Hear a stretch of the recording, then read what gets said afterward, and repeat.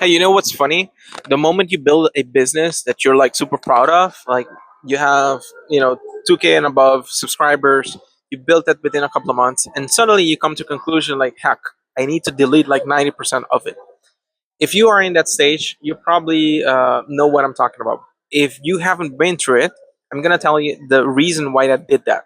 So basically, a couple of months ago, I started building my solopreneur business. I'm talking about maybe 8, 9 months ago, and when I came to understand is that I've acquired a lot of subscribers, but 90% of them were people that were unqualified, people that were just looking for entertainment, people that were just consuming content and weren't taking action.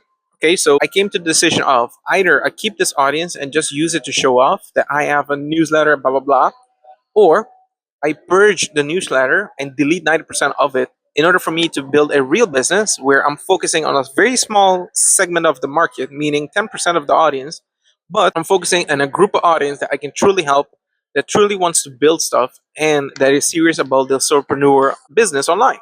So then I came to the conclusion like, hey, either delete this or this is gonna damage my reputation down the line. Meaning, if I keep managing this big newsletter that basically ain't engaging with me at all, what I'm gonna basically do is I'm gonna notify all the servers out there, like Google, Gmail, etc., that I have a large list, but the list is very inactive, and that Gmail is gonna be basically flagging my emails as spam emails. And I'm like, no, I'm not gonna do that. So what I did was purge, made the decision to just purge the email.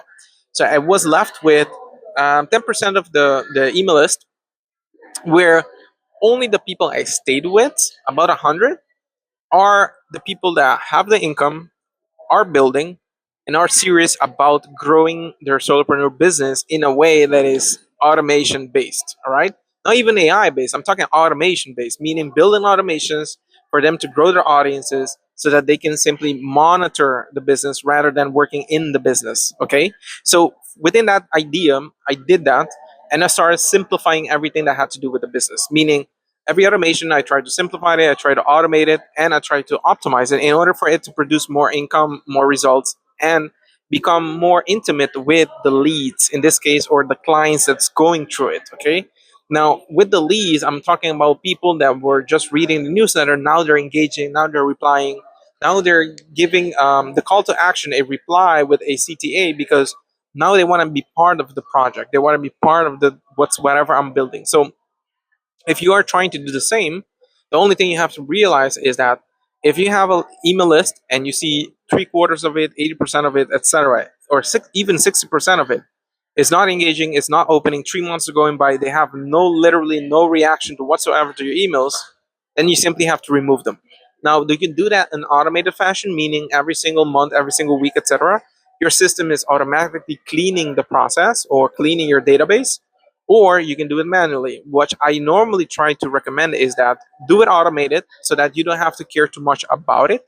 But if you want to do it manually, you can also go through the process of looking at the data yourself, and based on that, instead of building goals like, hey, I'm gonna delete it, every month, I'm gonna clean up the whole system, etc., try to make a system where it's repeating the process every single time for you, making your business more efficient, making it more passively, meaning you only look at the KPIs, you only look at the data.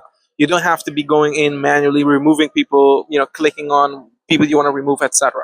And this, it makes your business more efficient, okay, more easier to manage and more simpler for you to manage.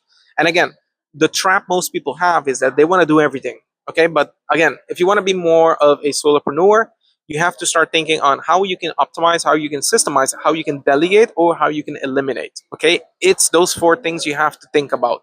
Now, if you only have one platform, one delivery system, one acquisition system that's turning leads into client, and one operating system, your life will be way more easier if you had a bunch of platforms, a bunch of mediums, a bunch of things you need to do. Because again, the more manual you need to do, the more time consuming it is, more stress it is, etc.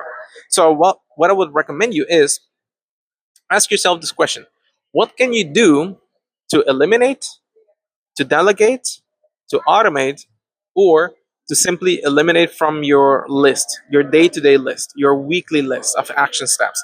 In Priority Pass, I teach people these principles and I go by this philosophy so that I can live a lifestyle where I'm producing income freedom, lifestyle freedom, I can have travel freedom, etc., so that I can also feel peace. I want to have peace of mind. I don't want to be able to manage people. I don't want to micromanage people. I don't want to do SOPs, etc., to be training people, because again, all those things are nice and they're great, but it's super unnecessary. And I say super unnecessary because as a solopreneur, if you're focused on time freedom, you want peace in your business, and you want to be able to travel anywhere you want without the hassle of trying to convince people to show up certain times, certain time zone, etc. Logically, you have to build a system. And normally, what the system I try to build and recommend everyone to do at the beginning is have a one platform traffic source, then focus on one system that you can acquire leads and then nurture their leads or share some insight with the leads. And after that, you make your offer. Okay, so those four stages. Again, you have one traffic source, one system that you're acquiring leads, another system that you're nurturing leads, and then the fourth one will be to make the offer at the back end. And the offer will be done repetitively. Either you are looking at it or not, the leads will come in, it will go through the process, they will be, sold your offer or pre-sold your offer. That's it. And that makes your life way more easier. And again, I teach this into priority pass because the main idea is to focus on one thing that you can build, you can leverage, and that gives you the lifestyle and income freedom that you're looking for.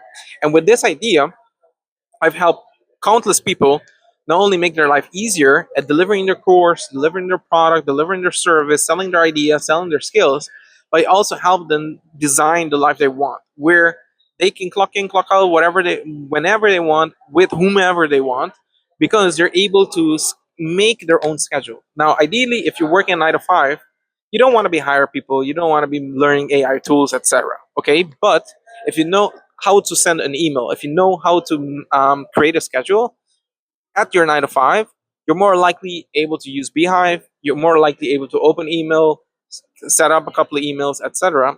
And it's going to be easier for you to manage Beehive platform because it's the platform I use, it's the platform that videos are created of, and from there it's more easier to manage as well.